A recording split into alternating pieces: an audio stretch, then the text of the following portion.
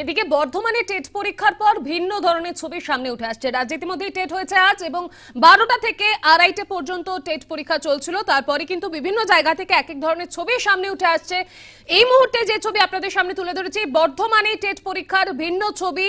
Bardhaman municipal high স্কুলের ঘটনা, নিয়োগের দাবিতে বিক্ষোভ পরীক্ষার্থীদের, সেই ছবি আপনারা দেখতে পাচ্ছেন। পরীক্ষা দিয়ে হাতে প্ল্যাকার্ড নিয়ে বিক্ষোভ দেখাচ্ছেন তারা।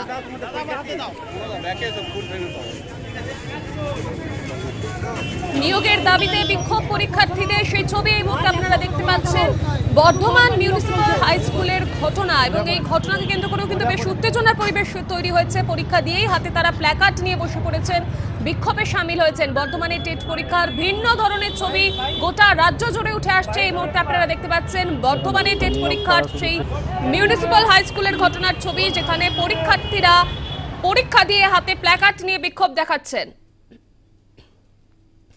নিয়োগের দাবিতে বিক্ষোভ পরীক্ষার্থীদের, বর্ধমানে টেট পরীক্ষার ভিন্ন ধরনের ছবি।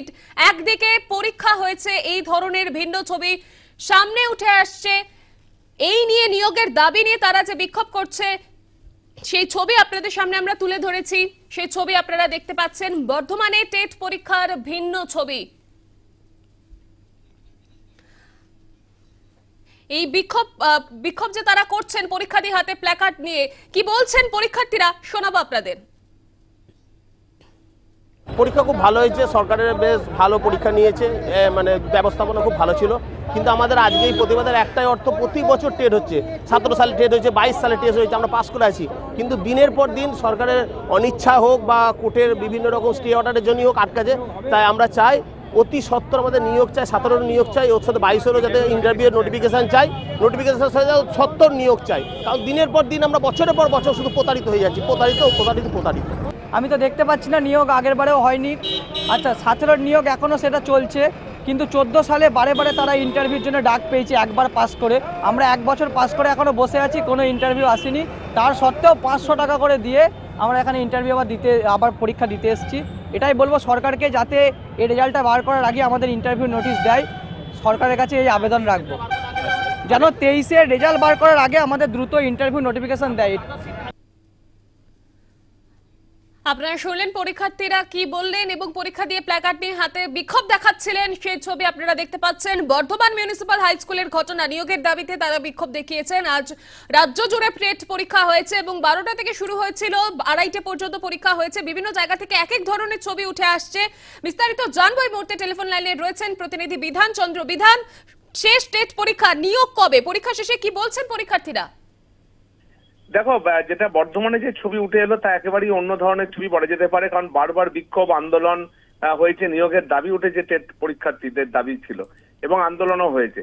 তবে আজকে যেটা দেখা গেল যে পরীক্ষা শেষ হওয়ার পর বর্ধমান মিউনিসিপ্যাল হাই স্কুলের যারা পরীক্ষা দিতে এসেছিলেন সেই সমস্ত বেশ কিছু পরীক্ষার্থী তারা প্ল্যাকার্ড হাতে বাইরে বের হন এবং সেই প্ল্যাকার্ডে মূলত তাদের নিয়োগের দাবি জানানো হয়েছে। এবং তারা যেটা জানাচ্ছে যে আগেও তারা পরীক্ষা দিয়েছে, বারবার পরীক্ষা হচ্ছে অথচ নিয়োগ হচ্ছে না।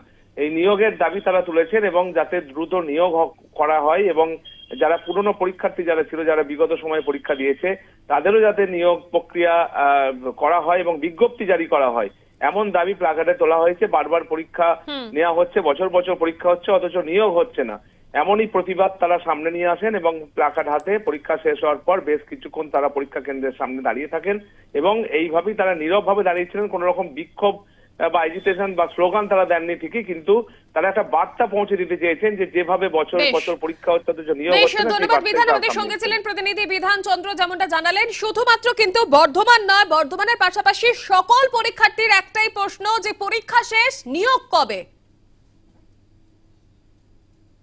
এখনো পর্যন্ত কেস চলছে বিভিন্ন বিষয়ে, সেই জন্য আমরা এখনো নিশ্চিত কিছু নয় যে কবে নিয়োগ পাবো বা কিছু, তবুও হোপ ফর দ্য বেস্ট। 2022-এ নিয়োগ হয়নি, 2023-এ নিয়োগ হবে কিনা সেটাও জানি না।